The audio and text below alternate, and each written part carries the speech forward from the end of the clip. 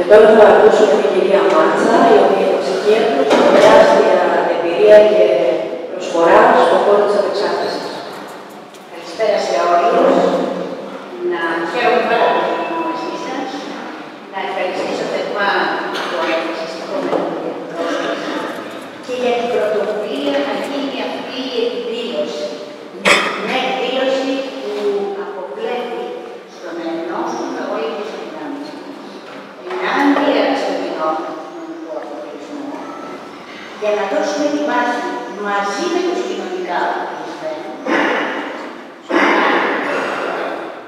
παλέψουμε ενάντια στο στίγμα και για να κατοχυρωθούν τα δικαιώματα αυτών των ανθρώπων που καταπατούνται βία. Ζούμε σε μια εποχή πολύ μεγάλης κρίσης.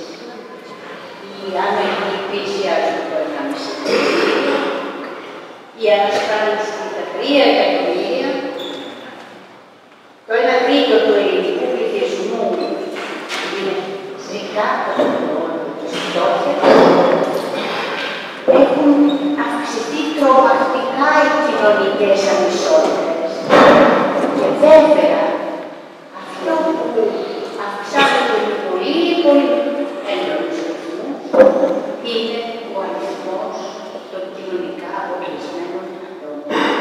Των ανθρώπων δηλαδή που καταστρέφονται μέσα σε αυτή την κρίση και οθούνται στο περιθώριο. Οι άνθρωποι αυτοί μπορεί να είναι σχολείς, ορθοδικοί, μετανάστες, βέβαια, ομοφυλόφιλοι, μπορεί να είναι κάθε διαφορετικός, ο οποίος σε αυτή την εποχή της κρίσης δεν γίνεται ανεκτός από το σύστημα. Ένα σύστημα που προσπαθεί να χρησιμοποιεί όλους τους μηχανισμούς για να επιβάλλει μονάχα το κοινωνικό έλεγχο, όχι για να λύσει κοινωνικά προβλήματα. Θα γίνω πιο συγκεκριμένη στην πορεία σε σχέση και με την αντιμετώπιση των εξαρτημένων ανθρώπων. Πώς αυτοί οι μηχανισμοί κοινωνικού ελέγχου κινητοποιούνται πάρα πολύ συστηματικά, πολύ έντονα σε αυτή την περίοδο της κρίσης. Μίλησαν οι προηγούμενοι ομιλητές για το στίγμα. Σε περιόδους τέτοιες που τα κοινωνικά προβλήματα γίνονται πάρα πολύ έντονα, κινητοποιούνται μηχανισμοί δημιουργίας αποδιοκοπαίων τράγων.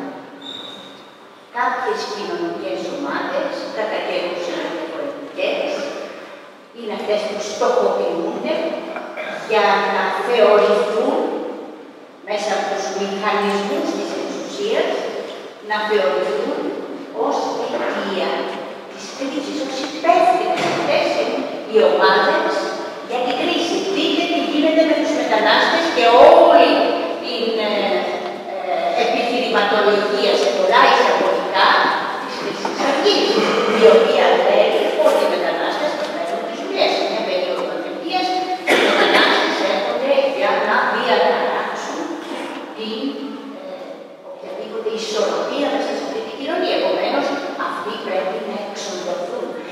Ένας μηχανισμός δημιουργίας εξεταστηρίων ποδιοκοπαίων τράγων οδηγεί στη δημιουργία εξεταστηρίων θυμάτων.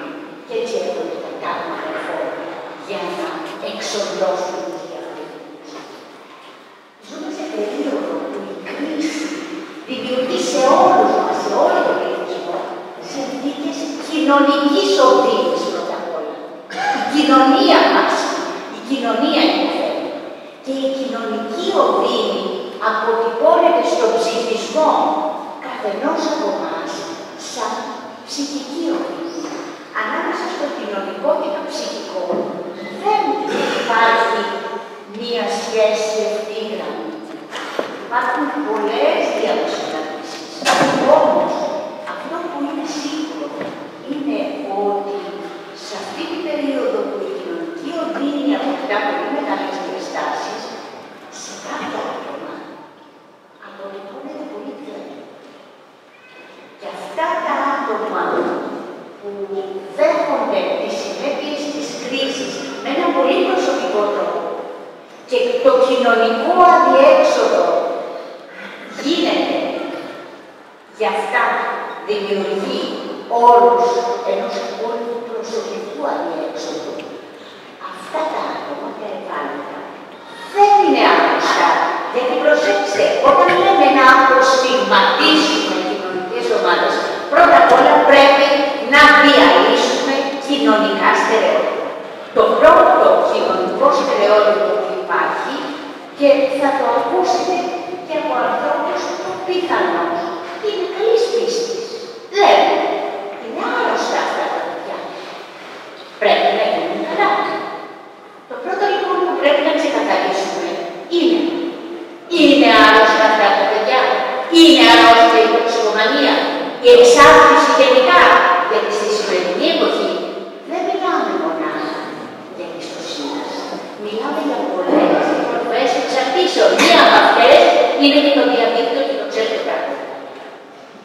Η οικογένεια συνειδητοποιεί το τι σημαίνει εξάρτηση από το διαδίκτυο, όταν πια έχετε προστατεί η εξάρτηση, έχει πάρα πολύ σοβαρές συνέπειες στη ζωή του ίδιου εξαρτημένου και της οικογένειάς του και τότε θα καταφέρει στους ειδικούς.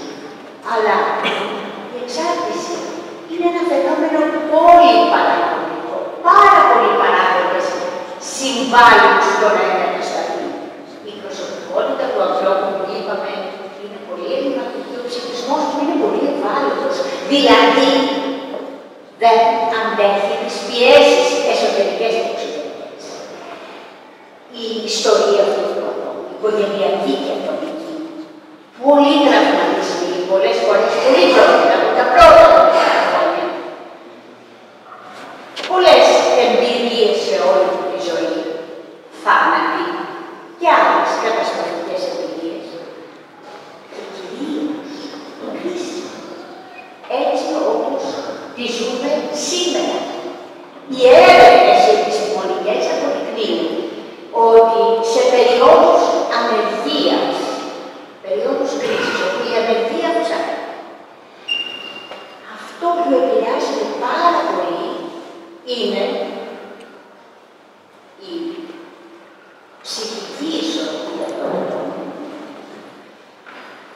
η διάθεσή τους να ζήσουν και βεβαίως η στροφή στις ουσίες.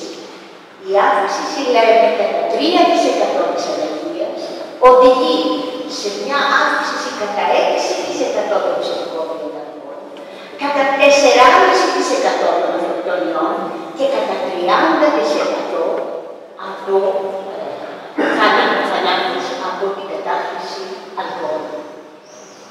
Μαζί με αυτό, σε αυτά τα πλαίσια, αυξάνεται και η χρήση των ουσιών, των ψυχοδραστικών ουσιών. Αυτή την εποχή ζούμε την εποχή των ναρκωτικών της κρίσης. Στην Αθήνα τουλάχιστον, αυτά τα ναρκωτικά έχουν φτάσει.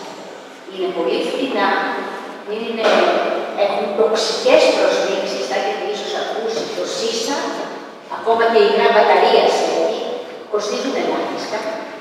Είναι πολύ προσβάσιμα ακόμα σε νέα παιδιά και φευταίνουν πάρα πολλά νέα παιδιά στον δρόμο, χωρίς κανείς να ασχοληθεί με αυτά.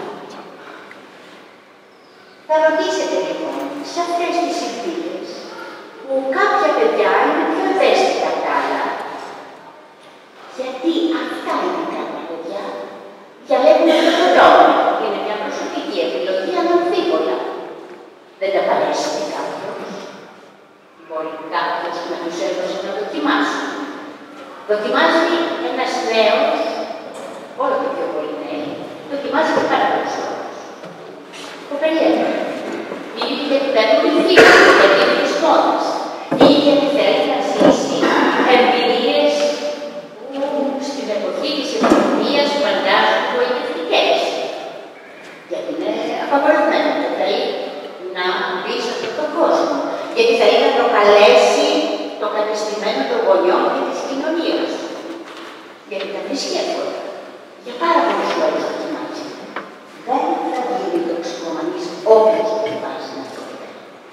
Αυτός που θα εξαρτηθεί από αυτά είναι αυτός που έχει τους λόγους του. Κάθε περίπτωση χρειάζεται μία και μοναδική. Έχει λοιπόν λόγους να ξαναγυρίσει σε αυτή τη κρίση, να περάσει στην κατάκριση και μετά στην εξάρτηση. Γιατί το κάνει. Ξέρει πού θα καταλήξει. Δεν υπάρχουν εξαρτημένα που δεν ξέρουν, που παρασύρθηκαν. Ξέρει, έχει δει φίλους του καταφέρνει. Έχει πάει στις πιάτσες και βλέπει την εξαρτήρωση. Βλέπει στην εποχή μας το πόσο δεμένα είναι η εξάρτηση με το AIDS. Το κάνουμε. Γιατί το κάνουμε. Ψάχνει κάτι. Τι είναι αυτό που ψάχνει. Και αυτό πρέπει να μας απασχολήσει. Γιατί αν δεν το δούμε αυτό, δεν μπορούμε να δούμε την ευθύνη του κοινωνικού συνόλου σε αυτή την επιλογή. Είναι μια προσωπική επιλογή ανατέμενη. Οφείλει να τον σπρώχνει μια κοινωνία σε βαθιά κρίση. Και δεν αντιστέκεται σε αυτή την όθηση, γιατί είπαμε είναι πάρα πολύ ευάλωτος. Οι αντιστάσεις είναι μειωμένες. Ψάχνει λοιπόν στα ναρκωτικά όλα όσα του λείπουν. Του λείπει η αίσθηση της αυτοεκτίμησης ότι αξίζει κάτι. Ότι δεν είναι ένα μηδενικό. Του λείπει το αίσθημα της εσωτερικής ηρεμίας. Έχει μια φοβερή ένταση. Του λείπει η τρυφερότητα, η αγάπη, ζει σε μια κοινωνία τρομακτικής βίας που δεν την αντέχει. Του λείπει η αίσθηση της ρήτης. Και μέσα από τα ναρκωτικά μπαίνει σε μια αίσθηση παντοδυναμίας. Του λείπει η ταυτότητα. Δεν ξέρει ποιος είναι. Προσπαθεί να αποκτήσει μια ταυτότητα. Να ενταχθεί κάπου. Γιατί αισθάνεται ότι θέλει να δίνει έστω στο κοινωνικό περιθώριο. Έχει λοιπόν πολλούς λόγους που αυτός ο άνθρωπος, η προσωπικότητα, με τα πολλά εσωτερικά ελλείμματα, με τη μεγάλη ευαισθησία, με τη μεγάλη συναισθηματική ενορμότητα, όταν συναντηθεί με τις ουσίες, όταν δοκιμάσει, σε κάποια χρονική στιγμή και ιδιαίτερα σε αυτή τη χρονική στιγμή της πολύ μεγάλης κρίσης, αυτός ο άνθρωπος μπορεί να εξαρτηθεί τις ουσίες. Γιατί και σε βλέπει, ζώντας μέσα σε αυτές τις συνθήκες, το απόλυτο πρόσωπο βλέπει, θεωρεί ότι είναι μια λύση. Στην αρχή το βλέπει σαν λύση στα προβλήματα που νιώθει να μην μπορεί να τα αντιμετωπίσει, να το ξεπερνούν. Αλλά αυτό γίνεται στην αρχή να το εξαντλήσει. Όταν πια μπει μέσα στον κόσμο των ουσιών, τότε η εξάρτηση δεν είναι μια δυνατότητα. Τότε είναι ένας τυραννικός καταναγκασμός, αλλά στο περισσότερο ορισμός της εξάρτησης. Είναι κατάσταση όπου αισθάνεται υποχρεωμένος, όσο και αν γνωρίζει τις καταστροφικές συνέπειες της χρήσης των ουσιών στη ζωή του, αισθάνεται υποχρεωμένος να το κάνει, με κάθε τίμημα. Η συναλλαγή σημαίνει τα πάντα. Θυσιάζει τα πάντα. Γιατί είναι, αισθάνεται αυτό το καταναγκασμό. Ξέρετε, χρησιμοποιείται πολύ στον χώρο των εξαρτήσεων όρος, ένας όρος που στα αγγλικά και στα γαλλικά, για την αλήθεια λέξη, είναι μια κοινογενής λέξη, πρόκειται από το ρωμαϊκό δίκαιο, που χρησιμοποιούνται για να δείξει, να αποδώσει μια κατάσταση υποδούλωσης, εχμαλωσίας, λόγω χρεών. Γίναμε δούλος σε κάποιον στον οποίο προστάω και δεν μπορώ να σε πληρώσω.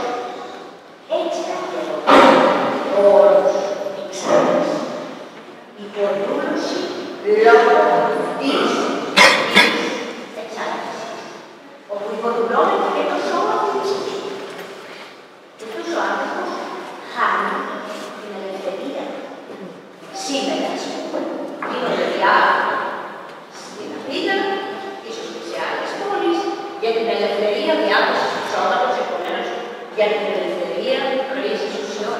Για ποια ελευθερία μπορεί να μιλά κανείς όταν αναφέρεται στην εξάρτηση? Ποια ελευθερία, τι ορίζει?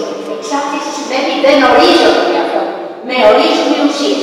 Το τι θα σκεφτώ, πού θα πάω, τι θα κάνω, πώς θα ξυπνήσω, πώς θα οργανώσω το πρόγραμμά μου. Ορίζονται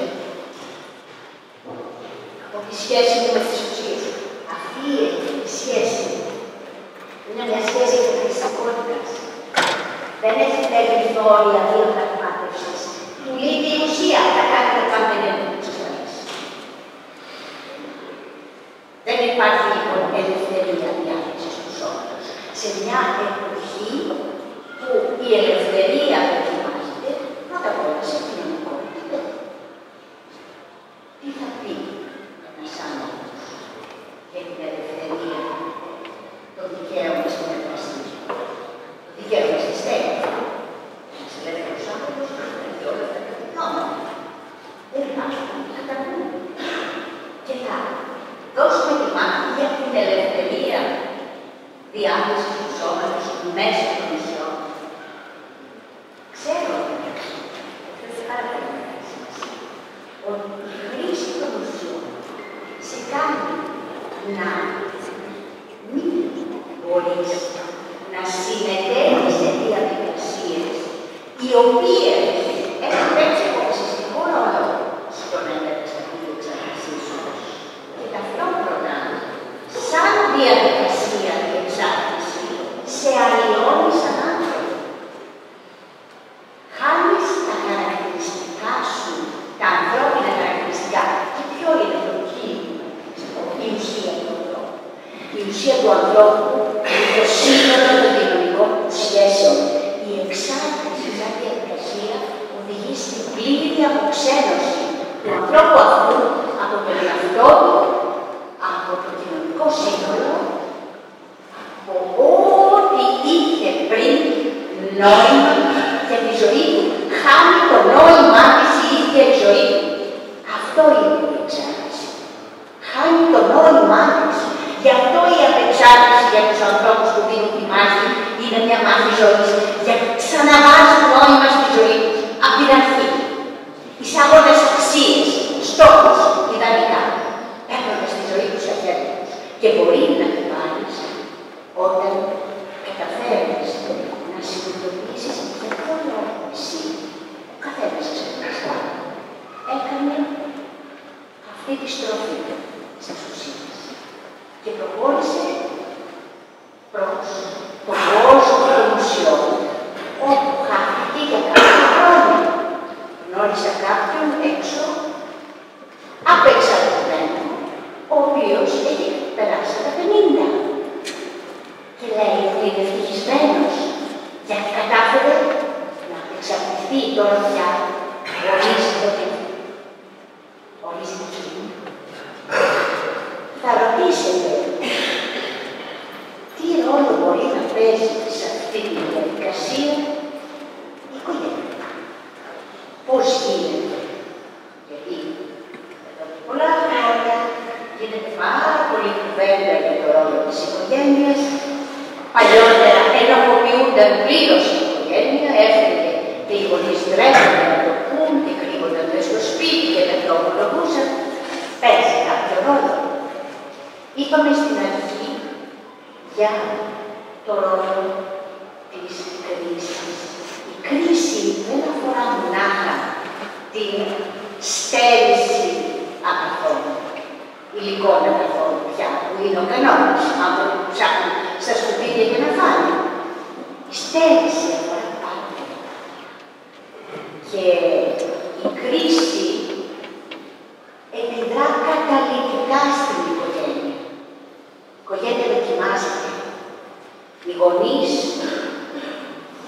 τρέχουν σε 2, 3, 5, 10 δουλειές για να μπορέσουν να εξασφαλίσουν την επιβίωση της οικογένειας. Ο πατέρας δεν δουλεύει, η μητέρα δουλεύει σε 2 και 3 δουλειές, ή το αντίστροφο, δεν συναντηθούν για ποτέ, υπάρχει γκρίνια στην οικογένεια, μπαίνουν οι ουσίες κυρίως νόμιμες, το αλκοόλ, η τηλεόραση, όλα αυτά που συνιστούν την καθημερινότητα των ανθρώπων και έτσι η επικοινωνία μέσα στην οικογένεια γίνεται σχεδόν αδύνατη.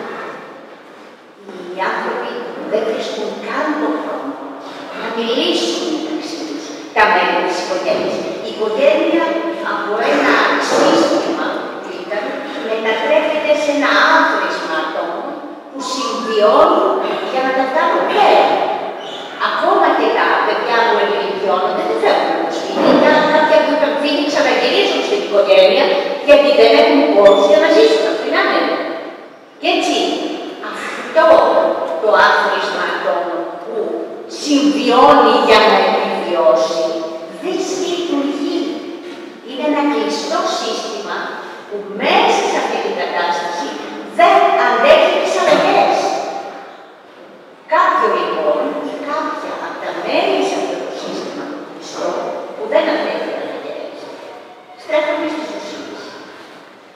Γιατί ψάχνουν έναν τρόπο αυτή την ατμόσφαιρα, πάρα πολύ νοσηρή, να μην τη ζουν όπως θα τη ζούσαν αν είχαν κεφάλι.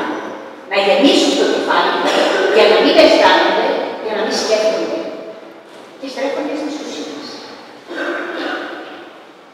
Η οικογένεια λοιπόν μπορεί να παίζει ένα ρόλο, αλλά είναι ένας από τους πολλούς παράγοντες.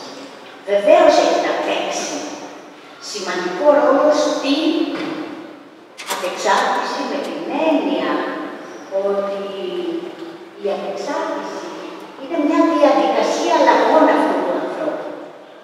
Αλλαγές στον τρόπο που λειτουργεί, τον τρόπο που βλέπει τα πράγματα, που εκφράζεται, που αισθάνεται, που κάνει σχέσεις, που σχετίζεται, που δημιουργεί. Και επομένως η οικογένεια θα πρέπει σαν σύστημα να ανοίξει και να ευνοήσει αυτές τις αλλαγές. Όχι να βγάλει στον δρόμο, όχι να βγάλει. Χρειάζεται λοιπόν πολλή δουλειά και δεν υπάρχει το πρόβλημα που να μην κάνει δουλειά με την οικογένεια. Αλλά δεν είναι ολόκληρη η κοινωνία που νοσεί. Και από αυτή την άποψη θα πρέπει να δούμε, γιατί μίλησε ο κ. Μαρτέος για το στίγμα. Ότι οι Ευρωπαίοι πράγματι στιγματίζονται. Αλλά υπάρχει παράλληλα με τον στιγματισμό καταρχήν από τους μηχανισμούς εξουσίας που δημιουργούν τους αντιπολίτες δράσεις και στη συνέχεια από το κοινωνικό σύμβολο. Και δείτε το ρόλο που παίζουν τα ΜΜΕ στο στιγματισμό κοινωνικών ομάδων. Μην ξεχνάτε ότι το 2012 δεν πρέπει να ξεχάσουμε αυτό, ότι διαπολπέθηκαν τοξικομανείς γυναίκες, ότι κατέστρεφαν τους οικογενειάρχες και τους μόλυναν με τον ιό του AIDS. Αυτές οι γυναίκες καταστράφηκαν για πάντα. Διαπολπέθηκαν ακόμα στα αρχεία της αστυνομίας. Αν μπείτε στο site της αστυνομίας θα δείτε τα πρόσωπα, τα σώματα, τα ονόματα, όλα τα προσωπικά στοιχεία αυτών των γυναικών. Αλλά ο στιγματισμός έχει και μια άλλη πλευρά. Τον αυτοστιγματισμό. Δηλαδή εσωτερικεύει το στίγμα του το άτομο αυτό και γίνεται και δικό του στίγμα. Στιγματίζει τον εαυτό του. Η ανασφάλειά του, γιατί ως ευάλωτο άτομο ήταν ανασφαλές, η ανασφάλειά του είναι καλό.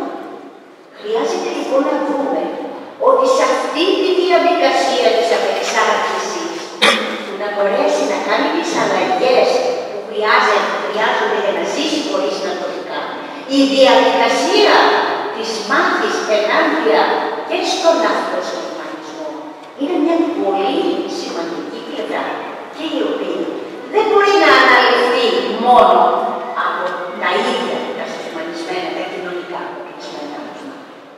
Είναι υπόθεση της κοινωνίας ολόκληρης. Γιατί σε αυτή τη διαδικασία θα πρέπει κανένας να δει ότι μπορεί να ξεπεράσει το αίσθημα της αδυναμίας, να βγει από την απομόνωση που ζούσε πριν. Και πριν πίστευε τα πολύ πολύ μοναχικό.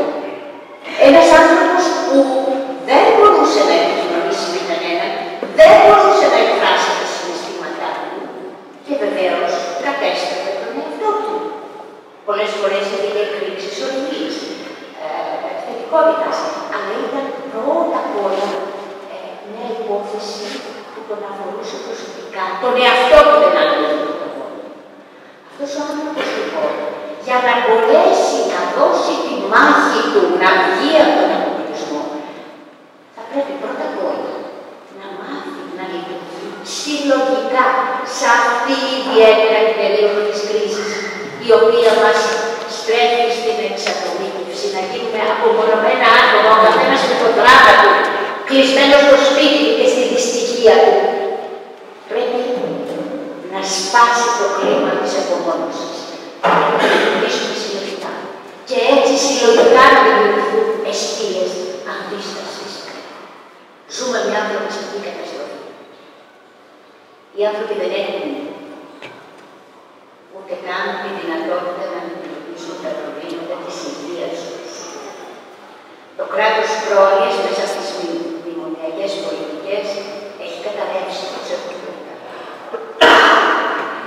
Και ψάχνουν ενεργοβίως οι άνθρωποι να βρουν έναν τρόπο να αντιμετωπίσουν το προβλήματα. Ποιος είναι αυτός ο τρόπος που η κοινωνία σαν σύνολο μέσα σε αυτή την κρίση βρήκε μέχρι τώρα, στα χρόνια της κρίσης, η ανάπτυξη διαφόρων μορφών συλλογικής δράσης, μορφών αυτοοργάνωσης. Σε αυτές ανήκουν τα κοινωνικά ιατρεία, τα κοινωνικά παντοπολία, οι συλλογικές κουζίνες, όλες αυτές οι δομές αλληλεγγύης.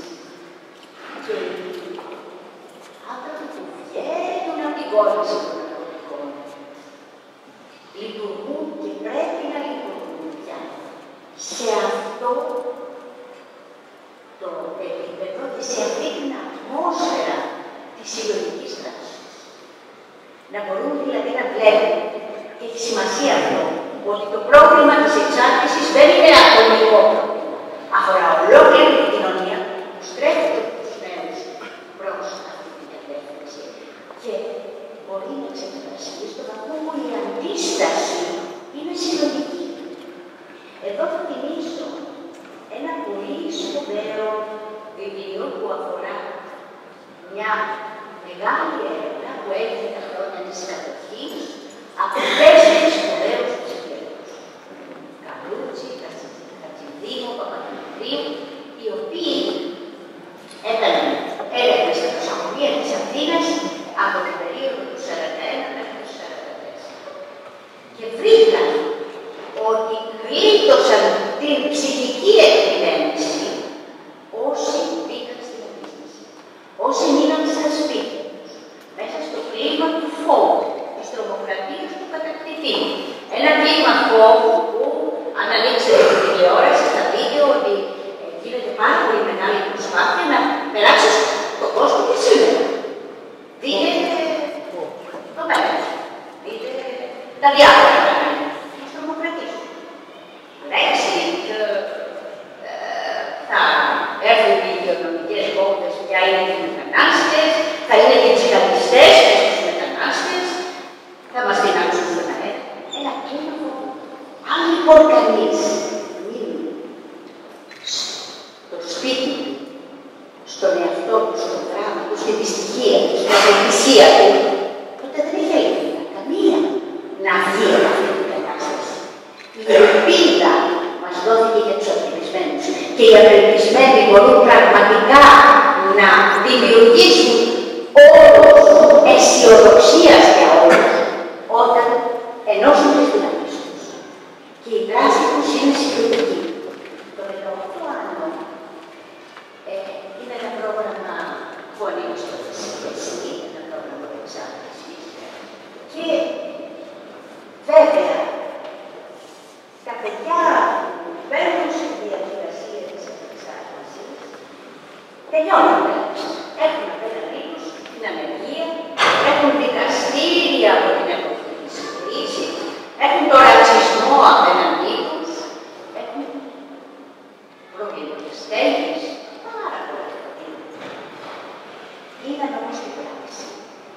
ότι υπάρχει ένας τρόπος να μην σκύψουν το κεφάλι.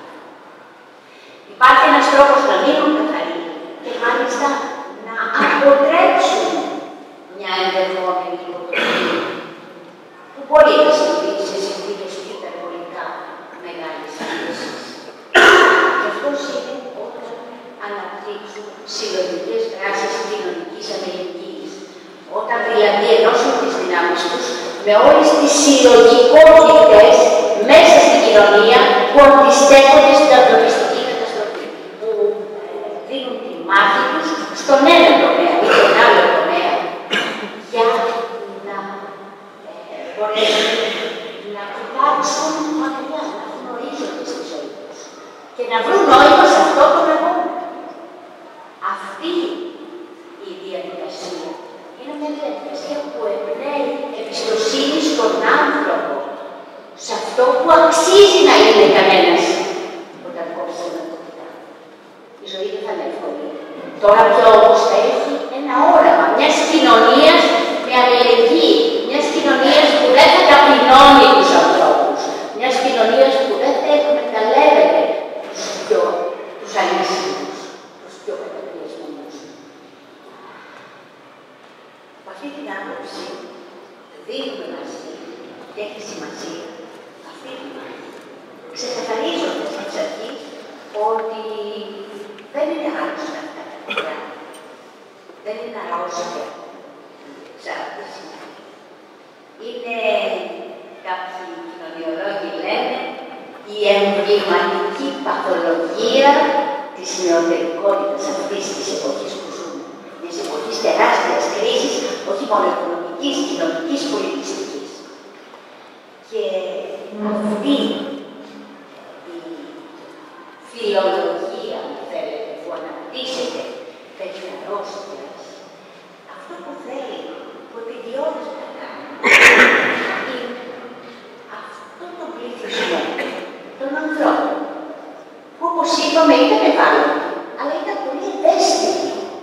Ήταν οι ευαίσθητοι, πιο ευαίσθητοι, κρίκοι μιας κοινωνικής αλυσίδας. Σπάνε οι πιο αδύνατοι κρίκοι, αλλά είναι η κοινωνική αλυσίδα που βάζει, που έχει σπάσει συνολικά. Δεν είναι λοιπόν άρρωστοι, γιατί αν δεχτούμε τη θέση ότι είναι αρρώστια, θα πρέπει κάποιος από τους μεγαλόσχημους, γιατί η ψυχιατρική έχει συμβάλει πάρα πολύ στο να εδραιωθεί και να αναπαράγεται διαρκώς αυτή η αντίληψη της εξάρτησης ως αρρώστιας του εγκεφάλου και μάλιστα χρόνιας ανίακης αυτοπροπαγανδικής. Θα πρέπει να μας εξηγήσουν τι έγινε και αυξήθηκε τόσο πολύ ο αριθμός των εξαρτημένων. Μεταλλάχθηκε ο εγκέφαλος αυτών των παιδιών τα χρόνια της κρίσης. Αυτό που έγινε ήταν να δημιουργηθούν όλο και πιο ασφικτικοί όροι, ασφικτικές συνθήκες που κάνουν αυτά τα παιδιά να μην ανέχουν ούτε τον εαυτό τους, ούτε την κοινωνία, ούτε τον εαυτό τους. Να μην τους λέει τίποτα η ζωή τους. Και όταν η νέα γενιά λέει βαριέται που ζει, δεν έχει νόημα η ζωή της, θα πρέπει η κοινωνία ολόκληρη να προβληματιστεί γιατί το λέει η νέα γενιά. Γιατί αυτή η γενιά δεν έχει μέλλον μέσα σε αυτό το σύστημα. Και δεν το αντέχει να δεν έχει μέλλον. Γιατί ο νέος κοιτάζει μπροστά και πρέπει να κοιτάζει μπροστά. Αυτή την άποψη η μάχη ενάντια στην εξάρτηση σαν κοινωνικό φαινόμενο είναι μια υπόθεση όλων μας. Δεν είναι των ειδικών μας. Είναι ολόκληρης της κοινωνίας. Και εδώ χαίρομαι που είναι και μάχη αίθουσα, η τοπική κοινωνία είναι ευαισθητοποιημένη. Και έχει να κάνει πάρα πολλά. Πάρα πολλά για να μπορέσει να αντιμετωπίσει όλα αυτά τα προβλήματα που κάνουν τη ζωή όλων αφόρητη και κάνουν όλο και πιο πολλά νέα παιδιά να θέλουν να ξεφύγουν. Χρειάζεται να δώσουμε λοιπόν τη μάχη ο καθένας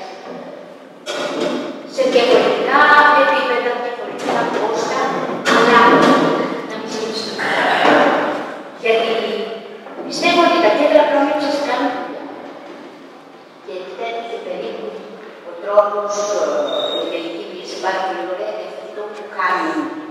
Αλλά θα έλεγα ότι όλα αυτά συνοψίζουν σε μία κουβέντα. Πρόληψη σημαίνει ότι ο καθένας από εμάς θα προβληματιστεί για τη στάση της δικής του ζωής. Τι κάνει εκείνος. Κάποιος που σκύβει το κεφάλι, που προσπαθεί να βουλώσει τα προβλήματα, είναι κάποιος που δεν μπορεί να εμπνεύσει στους νέους ανθρώπους. Στην νεολαία γενικά και στα παιδιά, δεν στην ίδια την οικογένεια, να εμπνεύσει εμπιστοσύνη, σεβασμό, να χρησιμοποιηθεί, αν θέλετε, σαν πρότυπο για τη δημιουργία της ταυτότητας αυτών των παιδιών. Γιατί πώς φτιάχνουμε την προσωπικότητά μας, εσωτερικεύοντας πλευρές της προσωπικότητας ανθρώπων, καταρχήν των γονιών, μετά των εκπαιδευτικών, μετά σημαντικών προσωπικότητων της κοινωνίας, όπου μέσα από αυτή τη σύνθεση ανήκει κανείς ένα δρόμο στη ζωή, κοιτάζοντας ορίζοντες μακριά, με όραμα. Και θα πρέπει να εμπνεύσουμε όραμα στην ώρα, για να μπορέσουμε να βάλουμε βάσεις και στην υπόθεση της πρόληψης, που βέβαια σε αυτή την υπόθεση παίζουν όλα, το στίχημα της κοινωνίας. Λέμε όλοι ότι μέσα στα χρόνια της κρίσης και των μνημονίων, οι μονάδες ανεξάρτησης δοκιμάστηκαν. Και δοκιμάζουν. Έχουν τρομακτικά προβλήματα. Χρηματοδότηση, μειώθηκε, τα προβλήματα, τα λειτουργικά μεγάλωσαν. Πάρα πολλοί παράγοντες δυσκολίες σε σχέση με το προσωπικό που δεν επαρκεί. Πάρα πολύ. Ειδικά για το άνω, που διοικητικά είναι στο ψυχιατρικό νοσοκομείο το οποίο είναι η κατάρρευση και υπάρχουν και συμφωνίες με την Ευρωπαϊκή Ένωση που πρέπει να κλείσει μέσα στο 2015, εκεί τα προβλήματα είναι ακόμα πιο μεγάλα. Θα έλεγα ότι το στίχημα, οι μονάδες δεν επιβιώσουν, γιατί ξέρουν να πολεμάνε, να δίνουν τη μάχη τους. Με ό,τι εμποδίζει ένα έργο που ξεκερνάει ένα στενό επίπεδο επαγγελματικό. Εκεί που δίνεται το στίχημα είναι στην πρόληψη και στην κοινωνική επανένταξη των ανεξαρτημένων. Γιατί η κοινωνική επανένταξη είναι και αυτή η υπόθεση της κοινωνίας. Γιατί ένας άνθρωπος που βγήκε από τα ναρκωτικά, που είδε τι ωραία είναι η ζωή του, χωρίς το έζησε, είναι ευτυχισμένος. Πια είναι ελεύθερος, ορίζω τον εαυτό του. Γιατί ξαναδέχεται. Όλοι λένε, και είναι ένα ιδεολόγημα που χρησιμοποιείται πολύ συχνά, ότι κάθε ψυχοφανής έχει μια περίοδο που είναι καθαρός, θα ξαναγυρίσει στα ναρκωτικά, ήταν μια αναλαμπή, ένα φωτεινό διάλειμμα στη ζωή και θα γυρίσει. Όχι, δεν είναι έτσι. Η υποτροπή είναι ένα κοινωνικό ζήτημα μετά απ' όλα. Διότι δημιουργούνται τόσα εμπόδια στον δρόμο του, που δεν τον αφήνουν να οργανώσει τη ζωή του στις καινούργιες βάσεις που έμαθε να την οργανώνει.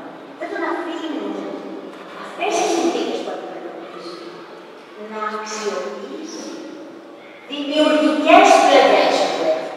Και έχει πάρα πολλές. Το 18 χρησιμοποιεί τη ψυχοθεραπεία και την τέχνη σαν τα καλύτερες θεραπείες, γιατί έχουμε δει ότι αυτά τα παιδιά έχουν χαρίσματα, έχουν δημιουργικές ικανότητες, καλλιτεχνικές ικανότητες, πνευματικές ικανότητες. Έχουν βγει ηθοποιοί, ποιητές, καλλιτέχνες, επιστήμονες. Αλλά έρχεται η γειτονιά να τους κόψει τα πέρα.